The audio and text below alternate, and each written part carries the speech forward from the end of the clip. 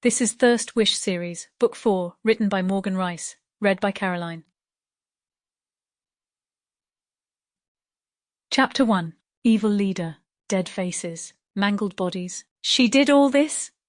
I study the photographs, a hint of unease forming in my gut. I thought her old man sealed her powers. The man in black garb, kneeling in front of me, looks tense. According to the reports we have, he did. Both girls had their powers sealed at birth. But the younger one? After the incident, her mother took her and vanished. Nobody has been able to locate her.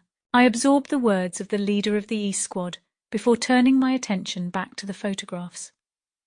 And we're sure this is the girl Rachel came into contact with.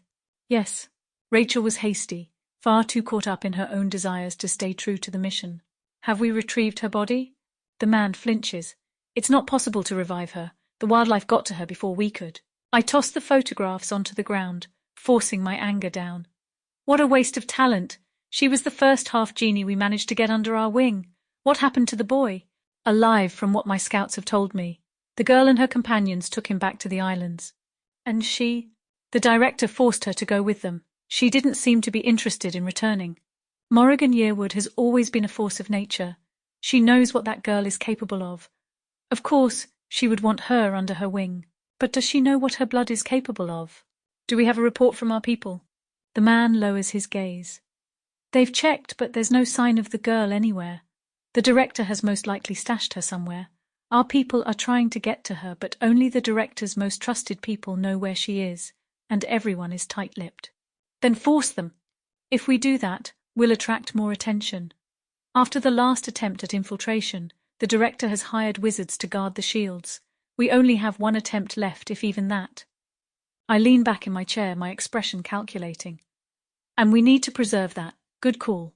They must already be on the lookout for our spies. Pressing my lips together, I consider our options. We need the girl, or more specifically, we need her blood.